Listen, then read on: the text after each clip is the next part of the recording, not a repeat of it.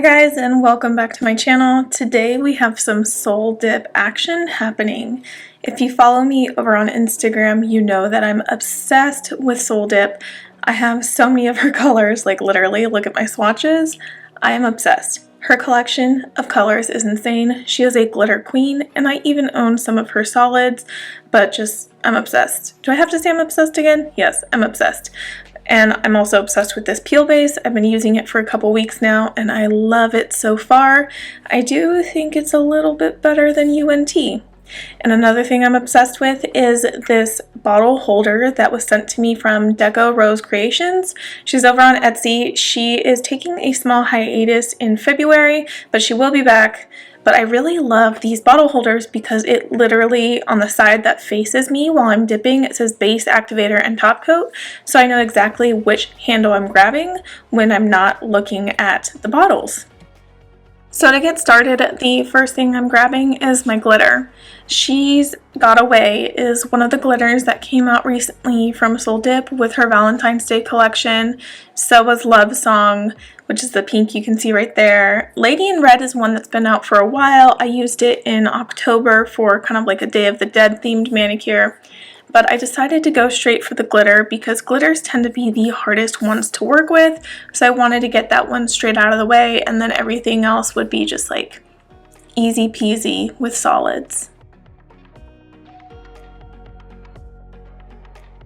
So this is a chunkier glitter, but it's not that hard to work with in my opinion. I also do have quite a bit of experience in the glitter department. So what I'm doing right here, if you're new to chunky glitters, is I'm just making sure I'm using this little tool to get off any excess that's hanging over on the sides of my nails. And then when it's like dry, I use a brush and I dust off any excess. Don't worry, I know it looks like I'm taking everything off, but I'm not. I'm also going to go in with a second layer of base and glitter to get any like missing bare spots.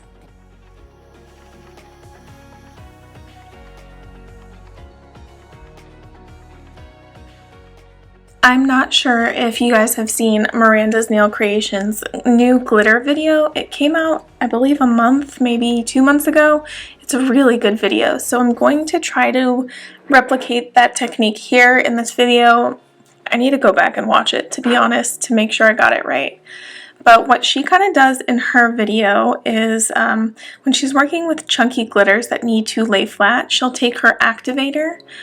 This is like before it's even dry. She'll take her activator and dab it all over the glitter and then let it dry for like 5 or 10 seconds and then take like a little plastic baggie like I have here and then lay the entire glitter flat. It doesn't ruin it. It literally makes it lay flat so you don't have lumpy, Humpty Dumpty nails, edges sticking out. So I really love that video and I recommend y'all check it out for a really in-depth tutorial on how to handle chunky glitters.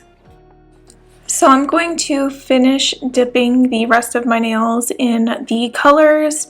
I'm using 3 different colors here today.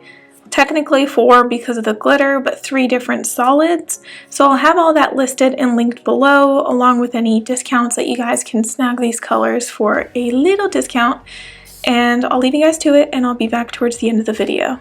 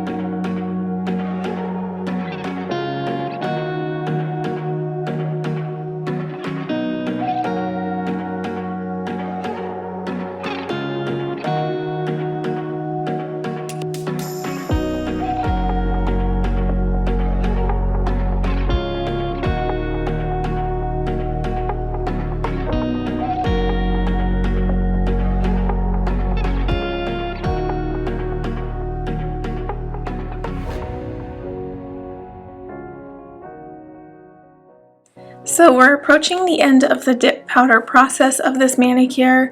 I really love how smooth the Soul Dip solids are. Literally, there's not going to be a lot of buffing involved here. And you can even tell by looking at my cuticle area that the cleanup was really easy. So I use orange buffing blocks to buff out my nails, and if you've been following my beginner basic series, then you'll know that a buffing and shaping whole beginner type of video is coming soon.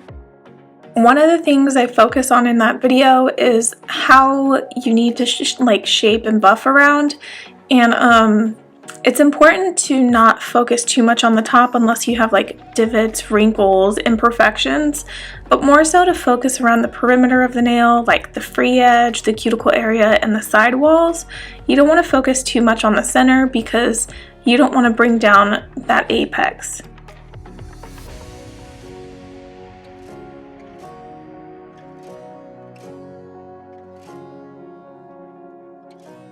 So I'm pretty satisfied with how my shaping looks for this manicure. Soul Dip colors are so easy to work with that you don't have to do a lot of filing, shaping, and buffing. So I did notice like there's a little excess dip here in my cuticle area, so I just took this tool and I'm like scraping it out of there, and I'm going to do it on my pinky as well. It's just those little nitpicky things to make sure it all looks perfect.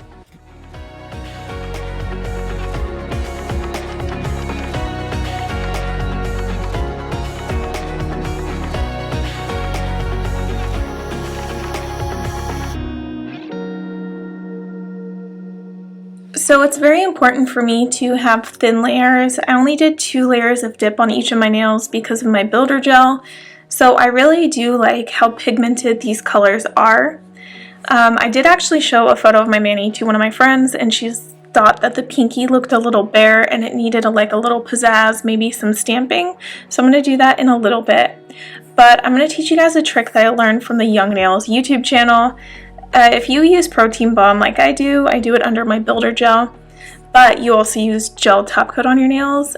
Young Nails says to use your protein balm before you put on your gel top coat, like matte top coat, gel top coat, to help the gel top coat really stick to your nails and prevent peeling.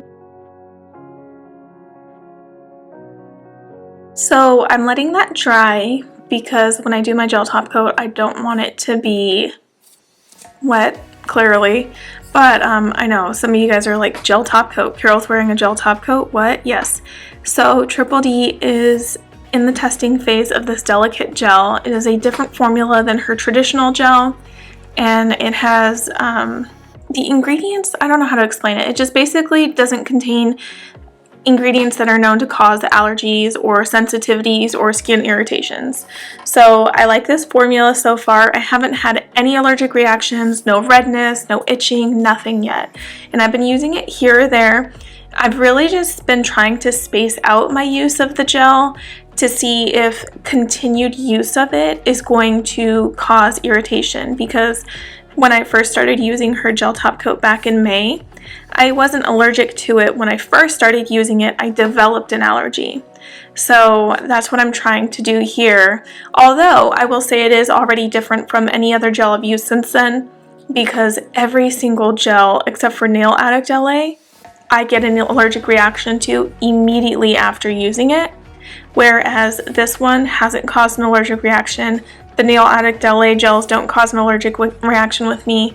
I really love that Dodie listened to her customers that were suffering from skin irritation, and she's like, let me try to find a solution to this. So the gel top coat is on, and I know you guys are probably like, why haven't you done your thumb yet, Carol? I have a video coming separately, and I'm doing that tutorial on my thumb, so that's why I'm sparing that one for later. As you can tell, I just did the video and I'm coming back to you guys. So my friend was like, something's missing. So that's why I'm going to add stamping to this. So I'm using some Triple D stamping supplies. She just came out with this red stamping polish, which is amazing because you can foil or chrome on top of it. I love that. But we're not going to do all that. We're just going to do some red stamping.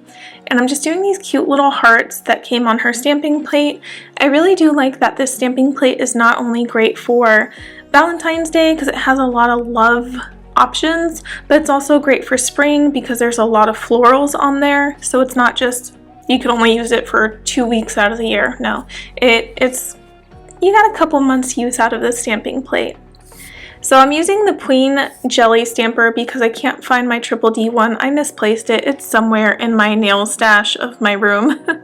And I'm going to restamp like kind of in the corner right here because there was like a bald spot of where a heart just didn't stay down. So that's why I just did that right there. So I really like how this turned out. So I'm going to go ahead and top coat it and all that magic off camera, and I will be back to show you guys the finished product.